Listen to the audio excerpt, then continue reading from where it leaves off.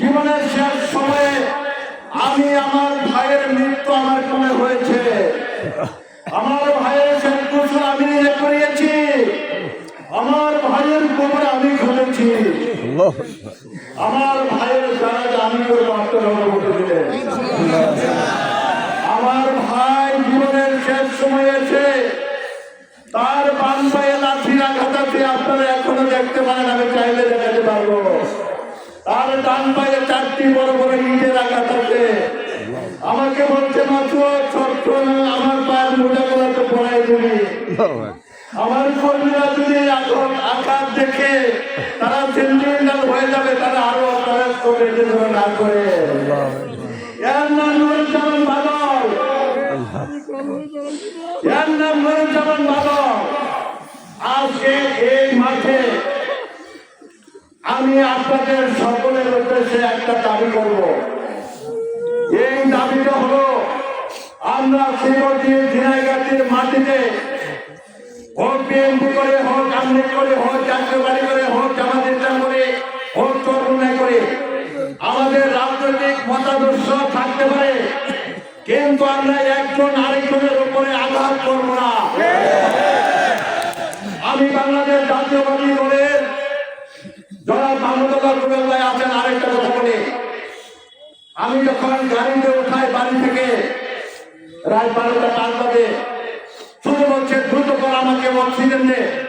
এর মধ্যে আমাকে একবার বলেছে আমার কিছু হয়ে গেলে রুবেল ভাইকে আমি বলবি। রাত 2টায় বাদল ভাই চলে গেছে, আমি 2:05 থেকে রুবেল ভাইকে ফোন করেছি।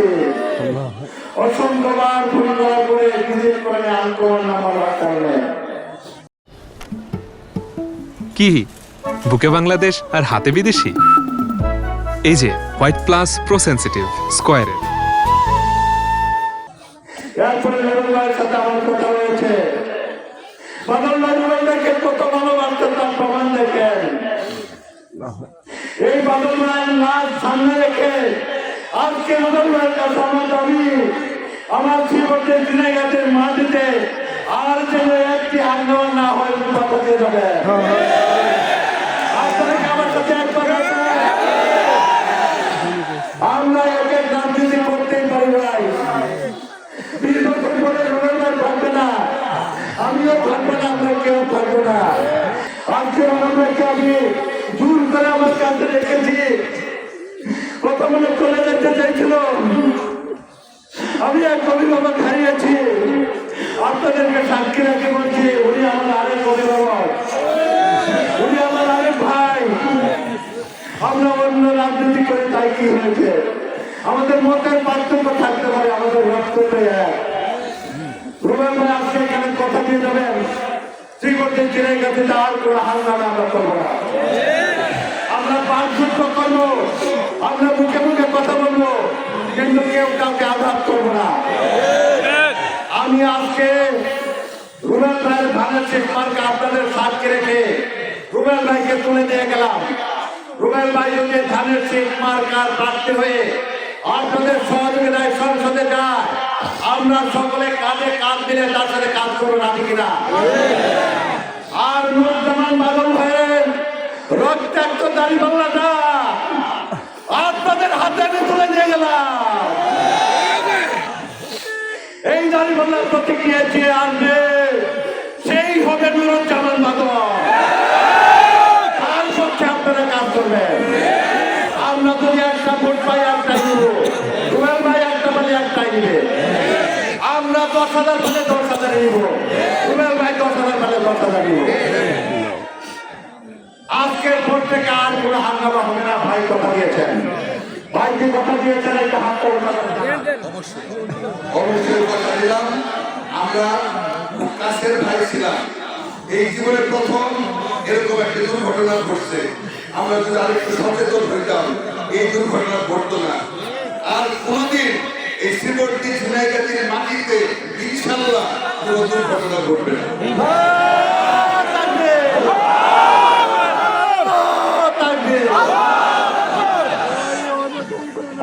নুরুজ্জামান বাদল ভাই আপনাদের মাঝখান থেকে চলে গেল, কিন্তু আপনাদের এমন এক বন্ধনে আবদ্ধ করে গেল, আমাদের ইনশাআল্লাহ চলে থাকবে।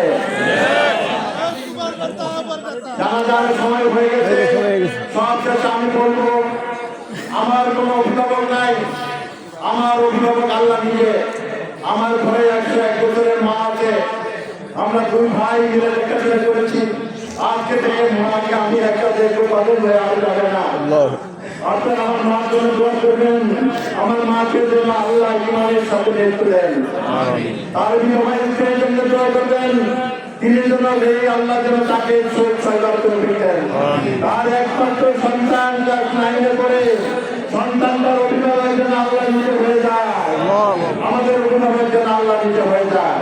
সর্বশেষে নুরুজ্জামান বাদল ভাই সর্বশেষে যেহেতু আঘাত হয়ে যাচ্ছে, আল্লাহ যেন তার কবরের সহযোগের নিজে হয়ে যান এবং পরকালে তাকে যেন শহীদের মর্যাদা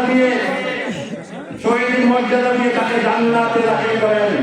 সকল বলি আমি আপনাদের জন্য দোয়া করে আজকে যেভাবে একত্রিত হচ্ছি, কালকে আমাদের মাকে আল্লাহ রাব্বুল আলামিন আমাদের সকলের গুনাহকে মাফ করে দিয়ে বেহেশতের এক কোণে যেন একসাথে এইভাবে ঠাই করে দেন। সকল বলি আমি কথা শেষ করছি। আসসালামু আলাইকুম ওয়া রাহমাতুল্লাহি ওয়া বারাকাতুহু।